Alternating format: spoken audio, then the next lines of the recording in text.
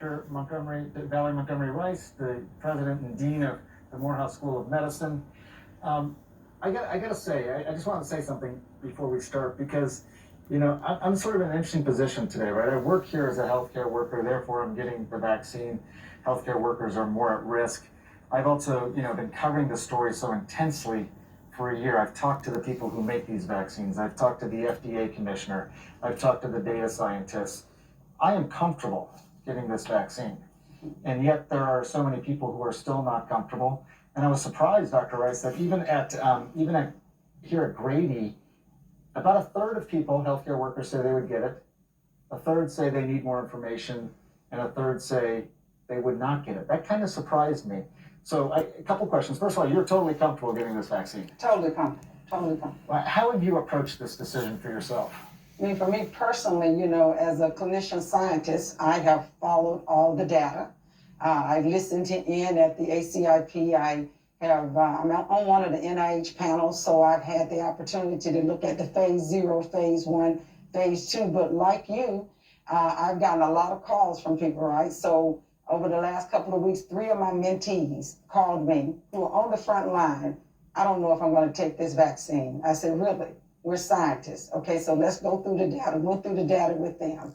And then even just yesterday, one of my staff people came in to me. We were in the office, and she says, Dr. Rice, my husband is on the front line, and he works in one of the technical areas, but he's on the front line. He says, in a hospital, he's concerned about taking it. And I said, went through the data with her and said, this is probably one of the most important steps that we can make to mitigate the virus and do the health preventive measures that we've been doing. Was there something about the data that stuck out to you specifically for Black Americans?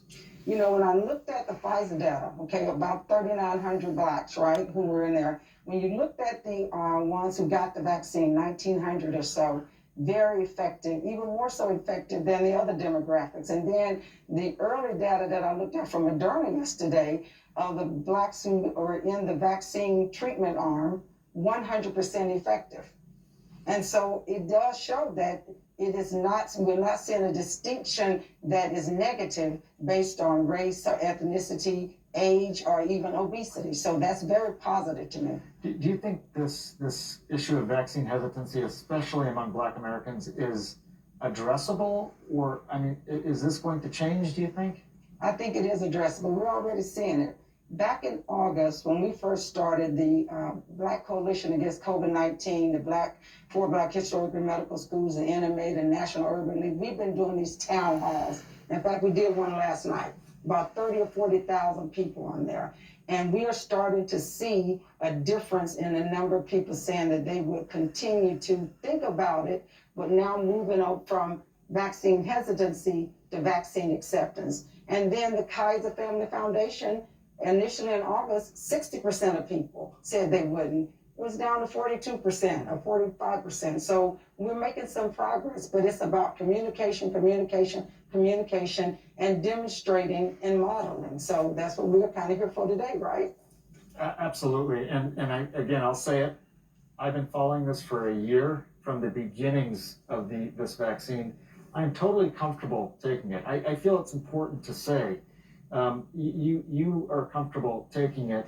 There is a reason why people are I don't want to minimize people's hesitations, especially when it comes to Black Americans. Right. The history of medical science and medical experimentation, I think a word I can use, has really fostered some of this, right? Yeah, so if we went back and people can name the Mississippi appendectomy studies, people can name the Tuskegee. People can name even some of the modern day things where we're hearing that women in Georgia are being having hysterectomies unnecessarily.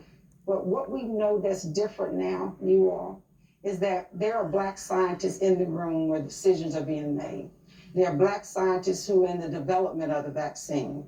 There are Black scientists who are on the FDA advisory panel. There are Black scientists on the ACIP, they're Black scientists on the CDC advisory boards. And then there are people like me who are looking at the data, helping to interpret it, working with the National Academy, giving our recommendations of the allocation. So we're in the rooms where it's happening. And so we clearly are not going to go against ourselves, right? Because we understand how critical this is for Black America and Latinx America, who has been disproportionately impacted by the virus.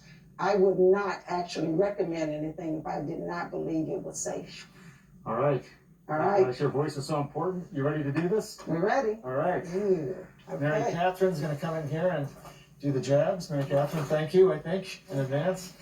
While we're getting ready, I should tell you as well, Dr. Rice is one of only 3 Black mother-daughters, Harvard Medical School, and your daughter just graduated. Right. A vascular surgery resident. Yeah, she is a vascular surgery resident at UPenn. Jane Raven, giving you a shout out. So, yeah, Maybe so she's watching we it. probably embarrassed her now. Right.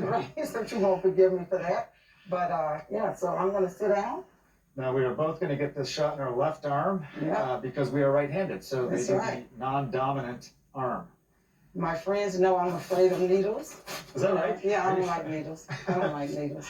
You're a doctor. This You're- right here. Yeah, I am a doctor. I'm a surgeon too. You That's the sad prescribe a thing. lot of needles and scalpels, but you don't like getting it It's yourself. different when you're driving the needle. It's a Right. lot different when you're driving the needle. All I right. shall relax. Big and moment. just I can breathe just say through it's it. Yeah. Mm-hmm.